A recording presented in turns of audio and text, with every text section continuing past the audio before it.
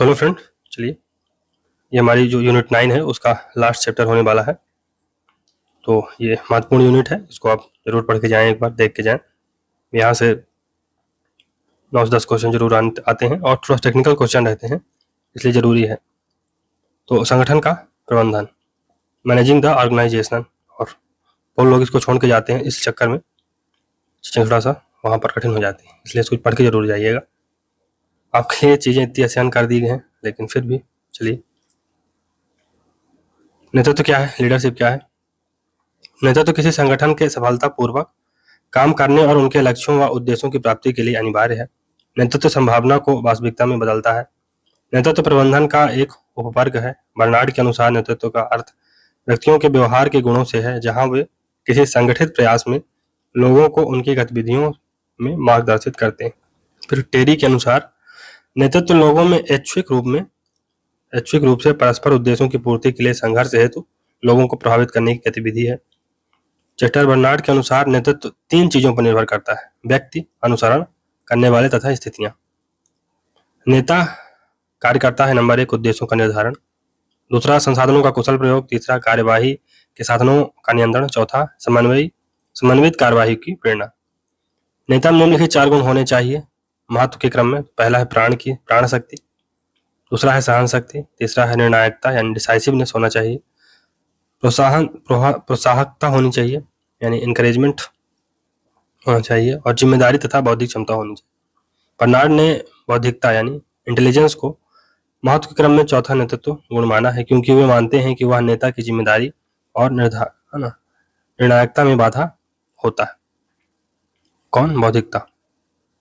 MP folate के विचार, तो वे कहती हैं कि नेता केवल समूह को प्रभावित ही नहीं करता बल्कि स्वयं भी उससे प्रभावित होता है। उन्होंने इस परस्पर संबंध को सर्कुलर प्रक्रिया कहा है या सर्कुलर रिस्पांस कहा है। सर्कुलर प्रतिक्रिया या सर्कुलर रिस्पांस कहा है। नेता समूह के साथ क्या करता है, हमें इसके बारे में ही नहीं बल्कि इसके बारे में सोचना चाहिए कि समूह नेता के साथ क्या करता है। 3 प्रकार के नेतृत्व में भेद हैं। तो पद का नेतृत्व यानी लीडरशिप ऑफ अथॉरिटी, औपचारिक प्राधिकार के किसी पद पर होना, तो औपचारिक प्राधिकार के किसी पद पर होना। दूसरा है नेतृत्व व्यक्ति का नेतृत्व, तो लीडरशिप ऑफ इंडिविजुअल, नेता के पास शक्तिशाली होने का व्यक्तिगत गुण होना चाहिए।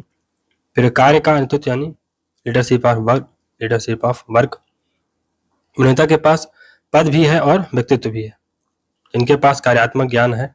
आधुनिक संगठनों में नेतृत्व करते हैं ना कि वे लोग जिनके पास औपचारिक अधिकार या व्यक्तित्व होता है।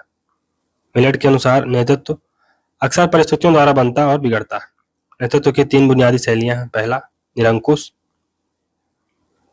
जिसे डिक्टेटरशिप भी कहा जा सकता है, तो संपूर्ण प्राधिकार नेता के हाथ में होता है। वह सभी नीतियां तय करता है तथा वह अधीनस्थों को आदेश देता है। दूसरा है जनतांत्रिक शैली, यानी ये डेमोक्रेटिक थ्योरी है, डेमोक्रेटिक स्टाइल है। नेता अधीनस्थों को निर्माण की प्रक्रिया में भाग लेने की आज्ञा देता है। सभी नीतियां एवं निर्णय ऐसी समूह चर्चाओं से ही निकलते हैं। तीसरा है मुक्त व्यापार शैली, तो इसमें फ्री स्टाइल, नेता अधीनस्थों को उसके कामों में पूर्ण स्वतंत्रता देता है। वह उन्हें अपने लक्ष्य तय करने और उन्हें प्राप्त करने की अनुमति देता है। नेतृत्व के कार्यों का निम्न विवरण, तो फिलिप सेल्जनिक के अनुसार नंबर 1 संस्थागत मिशन एवं भूमिका को परिभाषित करना, दूसरा उद्देश्यों का संस्थागत समावेशन, तीसरा संस्थागत अखंडता की रक्षा, और चौथा है आंतरिक विवादों की व्यवस्था।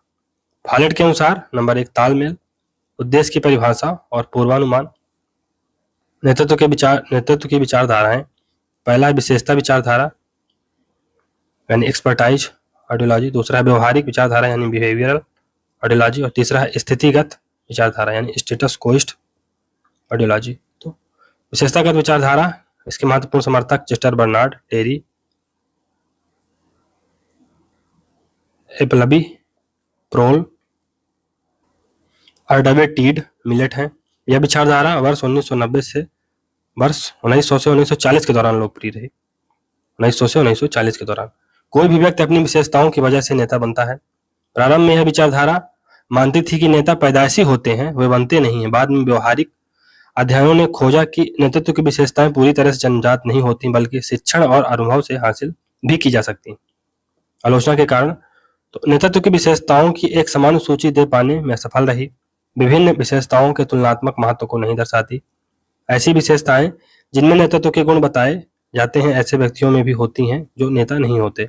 स्थगित कारकों के नेतृत्व पर प्रभाव को नहीं पहचानती। यह अधीनस्थों की आवश्यकताओं की उपेक्षा करती है। व्यवहारिक आइडियोलॉजी या व्यवहारिक बिहेवियरल आइडियोलॉजी तो इस बात पर ध्यान केंद्रित करती है कि नेता क्या करते हैं, कैसे करते हैं और कैसा व्यवहार करते हैं। आयोवा विश्वविद्यालय नेतृत्व अध्ययन 1930 में कर्ट लेविन, लिविट और राल्फ वाइट प्रभावी शैली, जनतांत्रिक शैली, तो इसमें चीजें डेमोक्रेटिक शैली से की जाती हैं। वर्ष 1945 ओहियो राजकीय विश्वविद्यालय नेतृत्व अध्ययन ईए फ्लीसमान शैली क्या है? पहलकारी संरचना और विचार संरचना का मिश्रण। मिशिगन विश्वविद्यालय वर्ष 1946 नेतृत्व अध्ययन रेनिस लिकर्ट प्रभावी शैली, कर्मचारी केंद्रित नेतृत्व, कर्मचारी केंद्रित नेतृत्व। प्रबंधन नेतृत्व के 4 तंत्र वर्ष 1961 द्वारा रेनिस लिकर्ट प्रभावी शैली, भागीदारी समूह या जनतांत्रिक शैली। फिर प्रबंधकीय ग्रिड मैनेजमेंट ग्रिड 1964 द्वारा रॉबर्ट ब्लैक एवं जेन माउटन नेतृत्व की 5 शैली, दरिद्र, देश, क्लब, मध्यम मार्ग, टीम, काम उत्पादन के लिए ज्यादा। स्थगित विचारधारा तो नेतृत्व विभिन्न स्थगित परिवर्ती कारकों से प्रभावित होता है, इसलिए एक स्थिति से दूसरी स्थिति से भिन्न होता है। नेतृत्व बहुआयामी होता है। 1958 नेतृत्व व्यवहार का अटूट क्रम रॉबर्ट टेनेनबाउम एवं स्मिथ ने इसको दिया था। 1958 नेतृत्व व्यवहार का अटूट क्रम ये रॉबर्ट टेनेनबाउम और स्मिथ ने दिया था। नेतृत्व प्रभाविता का आश्रिता मॉडल तो dependency model of leadership effectiveness ये 1966 में फ्रेड ई फील्डर ने दिया था। पथ लक्ष्य विचारधारा 1970-71 में मार्टिन इवांस व रॉबर्ट हाउस ने दिया था। नेतृत्व प्रभाविता का त्रिआयामी मॉडल तो 3 dimensional model of leadership effectiveness ये 1970 में विलियम रेडिन ने दिया था। निर्णय भागीदारी मॉडल यानी decision participatory model Victor Vroom और फिलिप मेटा ने दिया है। जीवन चक्र पॉल हर्सी तथा केनेथ ब्लैचर्ड ने दिया। जीवन चक्र यानी लाइफ साइकिल का जो मॉडल है ये पॉल हर्सी और केनेथ ब्लैचर्ड ने दिया। यह मॉडल नेतृत्व की शैलियों को प्रभावित करने वाले एक आश्रित परिवर्ती कारक के रूप में अनुसरणकर्ताओं की परिपक्वता के स्तर पर ध्यान केंद्रित करता है। प्रेरणा का तो मोटिवेशन का क्या अर्थ होता है? किसी वक्त को कार्य करने के लिए समय समय पर जो प्रेरणा प्रदान की जाती है उसे अभिप्रेरणा कहा जाता है। गिलफोर्ड के अनुसार अभिप्रेरणा मोटिवेशन वह विशेष आंतरिक कारक होता है जो कार्य को आरंभ करने और बनाए रखने की ओर प्रवृत्ति करती है। रॉबर्ट ड्यूबिन के अनुसार अभिप्रेरणा उन व्यक्तियों का समूह है जो संगठन में एक कार्य को प्रारंभ करने तथा उस कार्य में संलग्न रहने के लिए प्रेरित करती है। तो जो संगठन में एक व्यक्ति को कार्य प्रारंभ करने और उस कार्य में संलग्न रहने के लिए प्रेरित करती है। अभिप्रेरणा उन व्यक्तियों का समूह है। फिर अभिप्रेरणा का सिद्धांत तो अभिप्रेरणा के सिद्धांत में अनेक विचारधाराएं विद्यमान हैं, लेकिन अध्ययन की सुविधा की दृष्टि से 2 विचारधारा निम्नलिखित हैं। पहला है परंपरागत विचारधारा यानी ट्रेडिशनल या कन्वेंशनल आइडियोलॉजी, दूसरा है मॉडर्न या आधुनिक विचारधारा। परंपरागत विचारधारा के अंतर्गत मुख्यतः 3 विचारधाराएं आती हैं। पहला भय एवं दंड विचारधारा यानी फियर एंड पनिशमेंट आइडियोलॉजी, फिर पुरस्कार यानी रिवॉर्ड आइडियोलॉजी, फिर इसमें कैरेट एंड स्टिक विचारधारा। भय एवं दंड की विचारधारा प्रताड़ना पर आधारित है, जबकि पुरस्कार की विचारधारा अच्छे कार्य के लिए पारितोषिक या सम्मान पर आधारित है तथा कैरेट एवं स्टिक विचारधारा दंड एवं पारितोषिक दोनों की अभिप्रेरणा के लिए आवश्यक मानती है ना, दोनों को अभिप्रेरणा के लिए आवश्यक मानती है। दंड और रिवार्ड यानी पनिशमेंट और रिवार्ड दोनों को मोटिवेशन के लिए महत्वपूर्ण मानती है। Carrot and stick approach. आधुनिक विचारधारा तो आधुनिक विचारधारा के अंतर्गत मुख्यतः 6 विचारधाराएं आती हैं। मास्लो का आवश्यकता सोपान सिद्धांत तो मास्लो का नीड हायरार्की थ्योरी। फिर डगलस मैग्रेगर का एक्स व वाई सिद्धांत, हर्जबर्ग की द्विघटक विचारधारा, आउची का जेट सिद्धांत, लिकर्ट का प्रबंधन पद्धति सिद्धांत यानी मैनेजमेंट सिस्टम थ्योरी, फिर ब्लूम का प्रत्याशा सिद्धांत। तो ब्लूम की प्रत्याशा सिद्धांत या एक्सपेक्टेंसी थ्योरी, लिकर्ट का मैनेजमेंट सिस्टम थ्योरी, आउची का जेट सिद्धांत यानी जेट थ्योरी, हर्जबर्ग का टू फैक्टर अप्रोच या द्विघटक विचारधारा, डगलस मैग्रेगर का एक्स व वाई सिद्धांत और मास्लो का नीड हायरार्की थ्योरी। फिर डगलस मैग्रेगर तो डगलस मैग्रेगर ने भागीदारी प्रबंधन सिद्धांत तथा अभिप्रेरणा सिद्धांत दिया।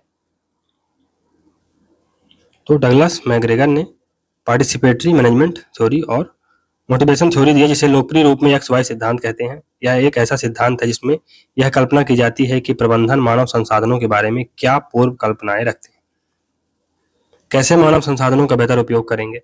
मैग्रेगर ने बताया कि सभी प्रबंधन एक्स व वाई सिद्धांत के अनुसार कार्य करते हैं। एक्स सिद्धांत परंपरागत सिद्धांत का प्रतिनिधित्व करता है, जबकि वाई सिद्धांत व्यवहारवादी उपागम का प्रतिनिधित्व करता है। एक्स सिद्धांत के अनुसार सामान्य पुरुष की प्रकृति में कार्य के प्रति नापसंदगी रहती है। नकारात्मक भाव के कारण कर्मचारी नियंत्रण, डर, दंड के भय से संगठन के लिए कार्य करते हैं। ज्यादातर मनुष्य उत्तरदायित्व नहीं लेना चाहते हैं। मनुष्य अमहत्वाकांक्षी होते हैं तथा हमेशा सुरक्षित रहना चाहते हैं। वाई सिद्धांत, एक्स सिद्धांत के विपरीत नकारात्मक प्रकृति के विरोध में वाई सिद्धांत दिया गया, जिसके अनुसार पहला, भौतिक तथा मानसिक स्थिति के कारण लोग प्राकृतिक रूप से कार्य करते हैं। यह इस आधार पर है कि कार्य से पुरस्कार मिलेगा या दंड।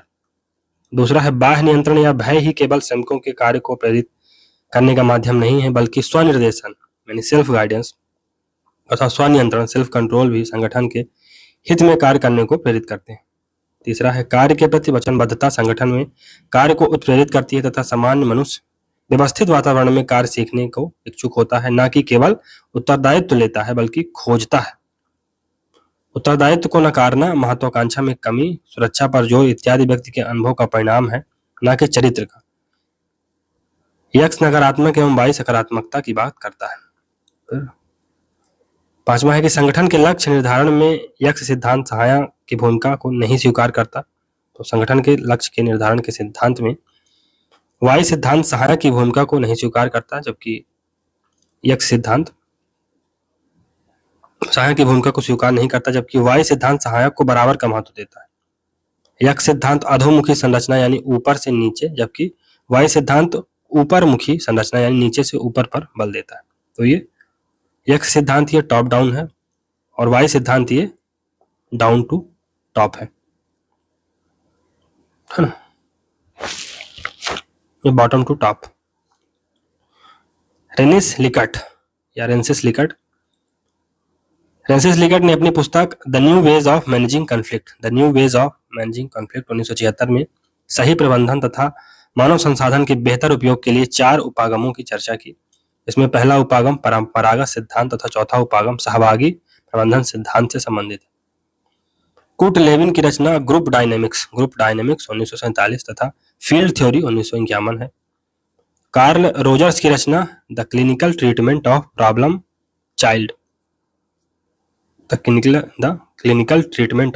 Child 1939। Counselling and psychotherapy 1942 counselling and psychotherapy. फिर फेडरिक हर्जबर्ग की रचना मोटिवेशन हाइजीन थ्योरी और टू फैक्टर थ्योरी है। Warren Bennis laboratory training tree training और ट्रेनिंग ग्रुप बताना, बेचना, हिस्सा लेना, सौंपना में इसके महत्वपूर्ण कार्य। वार्न बेनिस की लेबोरेटरी ट्रेनिंग टी ग्रुप और training group. Herzberg motivation hygiene theory या टू फैक्टर थ्योरी।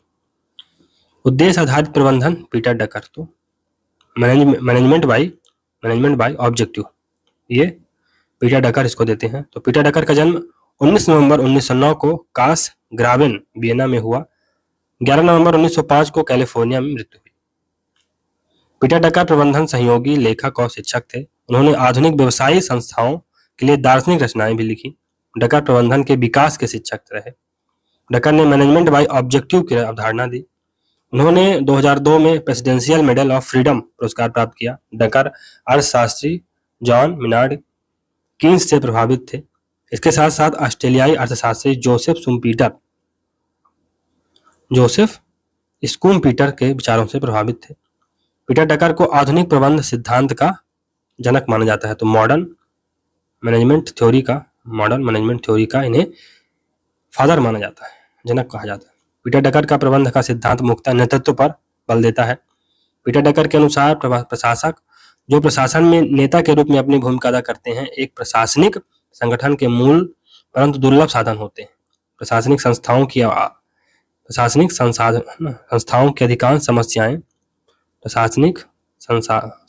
की अधिकांश असफलताएं उनमें प्रभावी नेतृत्व के अभाव के कारण ही हुई हैं। पीटर डकर ने कॉइंड लीडरशिप टर्म्स, इन्होंने लीडरशिप के टर्म को, नेतृत्व के टर्म को इन्होंने कॉइन किया।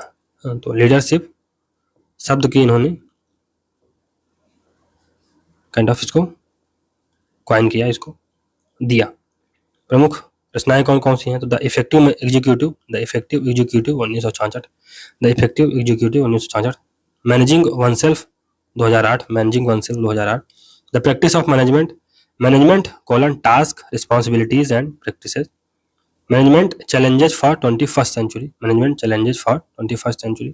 Managing the non profit organisation 1989। Peter Drucker ने लोक प्रशासन में प्रबंधन पर बल दिया, बेहतर प्रबंधन के लिए कुशल नेतृत्व की बात की। डगर का मानना था कि कर्मचारियों के लिए कार्यस्थल पर बेहतर वातावरण उपलब्ध कराया जाना चाहिए। अधिकारियों के द्वारा कर्मचारियों को कार्यों एवं शक्तियों का प्रत्यायोजन किया जाना चाहिए, यानी अधिकारियों द्वारा कर्मचारियों को कार्यों एवं शक्तियों का डेलीगेशन किया जाना चाहिए। फिर कर्मचारियों को भी कार्यस्थल पर जोखिम लेने सीखने के पर्याप्त अवसर उपलब्ध होने चाहिए। नेतृत्व की कुशलता ही प्रबंधन का आधार है। डकर के प्रबंधन सिद्धांत में कई आधुनिक अवधारणाओं को शामिल किया गया। पहला विकेंद्रीकरण यानी डिसेंट्रलाइजेशन, तो कार्यस्थल पर डिसेंट्रलाइजेशन का प्रबंध किया जाना चाहिए। डकर का मानना था कि कर्मचारियों को कार्य के लिए अभिप्रेरित करने हेतु उनके कार्य की प्रशंसा की जानी चाहिए। निरीक्षकों और कर्मचारियों के बीच उपयुक्त तालमेल होना चाहिए। निरीक्षक और कर्मचारी के साथ साथ मिलकर कंपनी के लक्ष्यों को प्राप्त करने हेतु कार्य करना चाहिए। ज्ञान कार्य यानी नॉलेज वर्क, तो नॉलेज वर्क वे होते हैं जिनको करने के लिए तकनीकी ज्ञान की आवश्यकता होती है, जैसे इंजीनियर। डकर उस कार्य के लिए अधिक मूल्य दिए जाने की बात करते हैं जिसमें समस्याओं और विचारों के समाधान हेतु रचनात्मकता आवश्यक होती। फिर डकर कार्यस्थल के वातावरण को इस प्रकार बनाना चाहते थे जिससे कर्मचारी अधिकाधिक रचनात्मकता से कार्य कर सकें। इसके साथ साथ डकर ने ब्लू कॉलर श्रमिकों के लिए उपयुक्त वातावरण पर बल दिया। प्रबंधन के उद्देश्य, मैनेजमेंट बाय ऑब्जेक्टिव। डकर के अनुसार मैनेजमेंट बाय ऑब्जेक्टिव एक प्रक्रिया है जो कर्मचारियों को सभी स्तर पर साथ में कार्य करने के लिए प्रेरित करती है। एमबीओ के 5 स्तर हैं। पहला है लक्ष्यों की जांच करना, दूसरा है उद्देश्य निर्धारित करना, तीसरा है निगरानी प्रक्रिया, चौथा है कार्य का मूल्यांकन, पांचवा है कर्मचारियों को पुरस्कृत करना। स्मार्ट, तो एमबीओ की प्रक्रिया में डकर ने स्मार्ट टर्म का उपयोग किया जिसका अर्थ है तो एस से स्पेसिफिक, एम से मेजरेबल, ए से अचीवेबल, आर से रिलेवेंट और टी से टाइम ओरिएंटेड। इसका अर्थ क्या है कि पीटर डकर ने लोक प्रशासन में प्रबंधन में कुशलता के लिए कुशल नेतृत्व पर बल दिया तथा कर्मचारियों के लिए कार्यस्थल पर उपयुक्त वातावरण की बात की तथा प्रबंधन में आधुनिकता पर बल दिया। उनका मैनेजमेंट बाय ऑब्जेक्टिव का सिद्धांत वर्तमान में भी प्रासंगिक है। चलिए दोस्तों, यहाँ से यूनिट 9 का समापन हो जाता है, तो इसको पढ़िए आप लोग, अच्छे से रिवीजन कीजिए और इससे क्वेश्चन आएंगे ही और ये आपका बोनस अंक होंगे क्योंकि कुछ लोग इसको छोड़कर भी जाते हैं, तो इसमें आप थोड़ा सा चीज़ें गेन ही करेंगे, लूज तो नहीं करेंगे। तो इसको ज़्यादा से ज़्यादा लोगों तक पहुंचाइए दोस्तों, हम्बल रिक्वेस्ट है। और एक लाइक और सब्सक्राइब से आपका कुछ नहीं बिगड़ जाएगा, लेकिन दूसरे को मोटिवेशन मिलता है, बस यही बात है, बाकी तो और कुछ नहीं है। चीज़ें हैं, चलती रहेंगी, हमारी भी और आपकी भी, उससे कोई बहुत फर्क नहीं पड़ने वाला है। चीज़ें आएंगी भी और भी ज़्यादा अच्छी चीज़ें आएंगी, पर यही है कि थोड़ा सा अगर सपोर्ट मिल जाता है तो अच्छा लगता है। तो इसी आशा के साथ इस चैप्टर को समाप्त करते हैं। तो पेपर के पहले चीज़ों को ज़्यादा से ज़्यादा कवर करने का प्रयास करेंगे जितना हो सकेगा। बाकी चलिए मिलते हैं फिर अगली सीरीज में, तब तक के लिए गुड बाय। और अगर आपको सीरीज अच्छी लग रही है तो लाइक सब्सक्राइब करिए। Good bye, thank you very much for discussion.